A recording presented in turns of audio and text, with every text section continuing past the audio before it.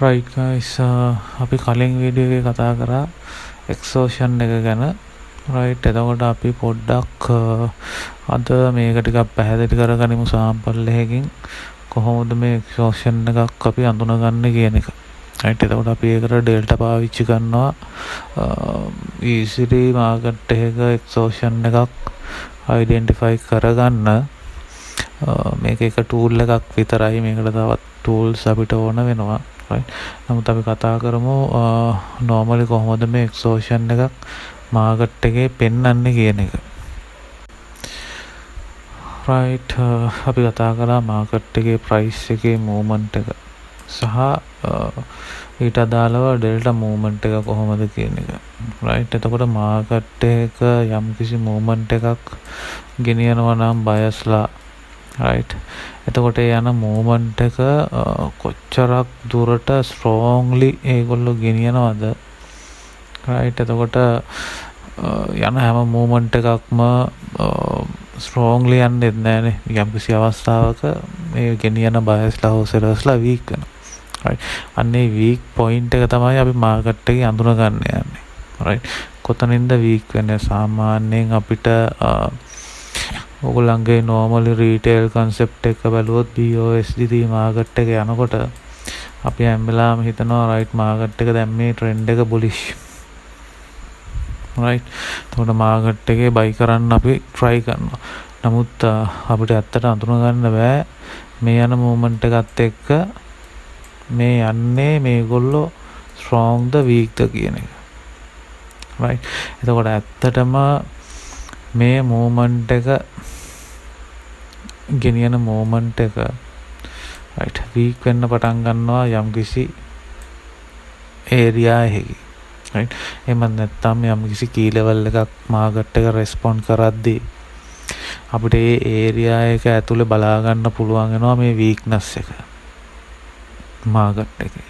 right, එතකොට ඒක අපි අඳුනගත්තාම right, අපිට opportunity එකක් තියෙනවා market එකේ. right, මේ point එකෙන් මේගොල්ලෝ weak වෙනවා. right, එතනින් එහා මේක market එකේ direction එකේ වෙනස් වීමක් සිදු වෙනවා ඒ මොහොතේදී. right, අපි හිතමු මේක buy වුණා නම් right, market එකේ sellersලා active වෙන්න පටන් ගන්නවා. right, එහෙම නැත්නම් සරලවම කිව්වොත් ඕගොල්ලෝ හිතන්නකෝ market එකක් sell වුණා. right, එතකොට මේ එන sellersලා දැන් market එකේ weak. right, ඊගාවට market එක buyers-ලා කොතනින්ද ගන්නෙ? right, ඕක ප්‍රශ්නයක් නේ. right, buyers-ලා කොතනින්ද ගන්නෙ market එක? ඇත්තටම buyers-ලා ගත්තද නැද්ද? right, එහෙම නැත්නම් තව අවස්ථාවක් අපි ගමු. strong uptrend එකක් තියෙනවා market එකේ. නමුත් market එක pull back එකක් එනවා. එතකොට මේ pull back එක කොතනින්ද ඉවර වෙන්නේ? right, එතකොට මේ එන sellersලා කොතනින්ද weak වෙන්නේ? ආපහු market එකේ directional movement එක ගෙනියන. right, එතකොට මේක අපිට අවස්ථා කීපයකට පාවිච්චි කරන්න පුළුවන්. right, අපි බලමු sample එකක්.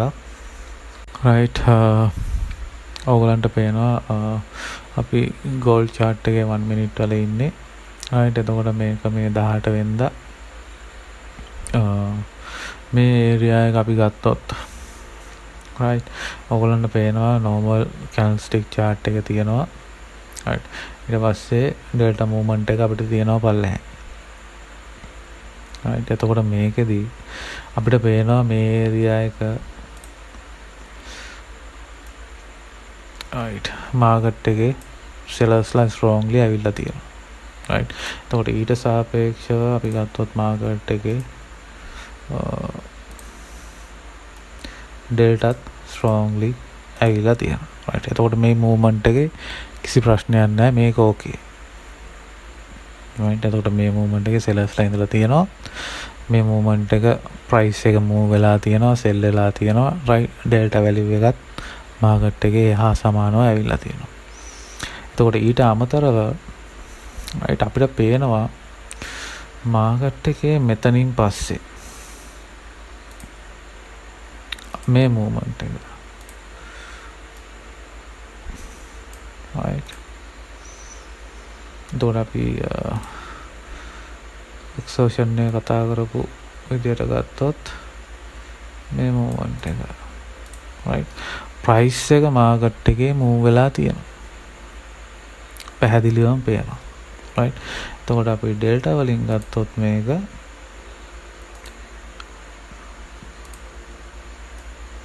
මේ මූවමන්ට් එක ඇත්තටම මාකට් එකේ ඇවිල්ලා තියෙනවාද? ඇත්තටම sellers ලගේ ප්‍රෙෂර් එකක් එක්කද මේ මූවමන්ට් එක ඇවිල්ලා තියෙන්නේ මේ සෙල් එක? right. එතකොට අපිට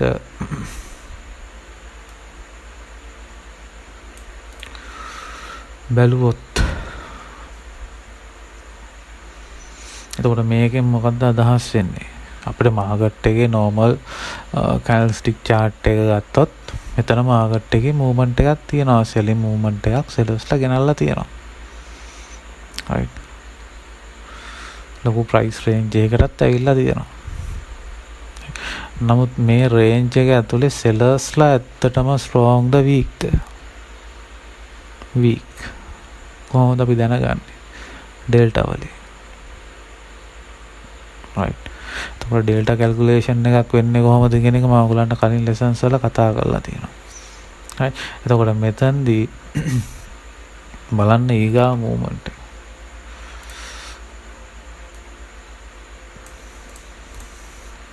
සෙල් එක. එතකොට ඩෙල්ටා වල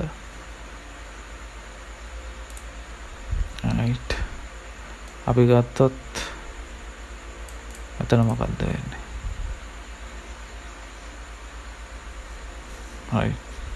අපිට ලේසියෙන් තේරුම් ගන්න පුළුවන් වෙනවා මාකට් එකේ මේ weakness එක sellers ලගේ.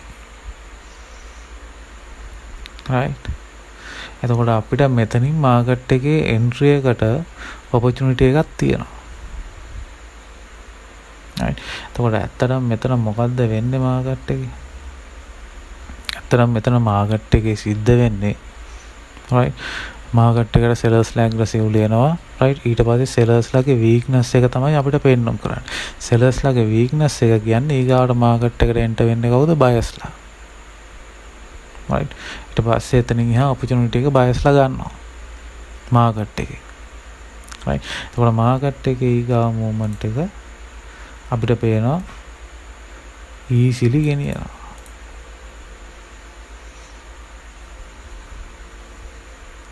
right. එතකොට ඕගොල්ලෝ හිතන්න මාකට් එකක ඕගොල්ලෝ entry එක ඉන්නවා මෙතනින් sell එකක.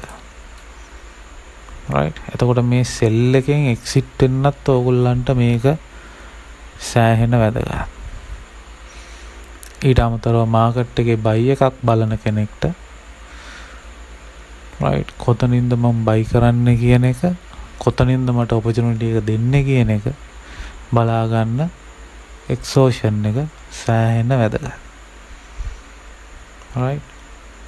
එතකොට මේ වගේ තැන් වලින් මාකට් එකේ entries වලට යන්න අපිට පාවිච්චි කරන බලන තව tools තියෙනවා entry confirmations වලට. right. එතකොට ඒවත් සාමාන්‍යයෙන් අපි normally entry එකක් ගන්න කලින් මාකට් එකේ movement එක දැනගෙන ඉන්න ඕනේ, අඳුන ගන්න ඕනේ මේ කියන buyers ලා sellers ලා.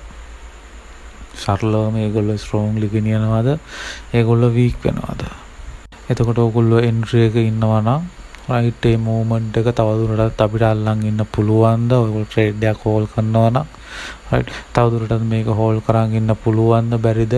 මේකෙන් අයින් වෙන්න ඕනේද නැද්ද කියන එකත් තීරණය කරගන්න මේක ඉතාම වැදගත්. right.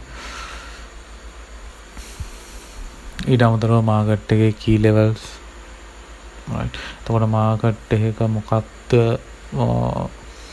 key level එකක් ඇතුළත අපි බලන්නේ. එතකොට key level එකක් කොහොමද අපි identify කරගන්නේ? right. එතකොට එතන මාකට් එකේ අදාළ key level එක කොහොමද respond කරන්නේ? right. ඔය කියන දේවල් ගොඩක් තියෙනවා අපිට තේරුම් ගන්න. right. වැදගත්ම කාරණාව තමයි මාකට් එකක movement එකක් සිද්ධ වෙනකොට ඒ movement එකේ ඉන්න buyers ලා හෝ sellers ලා කොච්චර strong ද weak ද? right. එතකොට ඒක අපිට වැදගත්. මේක මේ මම 1 minute හිටියට ඕගලන්ට මේ ඕනම time frame එකකට මේක පොදුයි. right. එතකොට මේ වගේ ඕගොල්ලෝ සාමාන්‍යයෙන් ප්‍රොෆෙෂනල් ට්‍රේඩින් පැත්තට එද්දී ඕගොල්ලන්ට ටයිම් ෆ්‍රේම් මාරු කර බලා ඉන්න දෙයක් නැහැ මාකට් එකේ. ඕගොල්ලෝ පාවිච්චි කරන්නේ මොන ටයිම් ෆ්‍රේම් එකද? ඒ ටයිම් ෆ්‍රේම් එකම ඇති ඕගොල්ලන්ට ඇනලයිස් කරගන්න මාකට් එකේ ඕගොල්ලෝ දැන් මාකට් එකට එන්නේ මේ මොහොතේ එන්ට්‍රියක් ගන්න නම් right මාකට් එකේ අදාළ ටයිම් ෆ්‍රේම් එකේ ඕගොල්ලන්ට ඒ ඔපචුනිටි එක ගන්න පුළුවන්. අපි ඊගාව ලෙසන් එකෙන් ඇබ්සෝප්ෂන් එක ගැන කතා කරමු.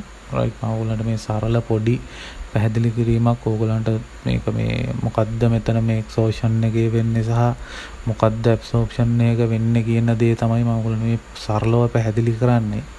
හැමෝටම තේරුම් ගන්න පුළුවන් වෙන right. එතකොට මේක ඇතුලේ තව ගොඩාක් දේවල් සිද්ධ වෙනවා. අපිට තේරුම් ගන්න තව ගොඩාක් දේවල් තියෙනවා. ඉතින් ඕගොල්ලන්ට අපේ මේ 2024 අවසාන මෙන්ටර්ෂිප් එකට ජොයින් වෙන්න පුළුවන්.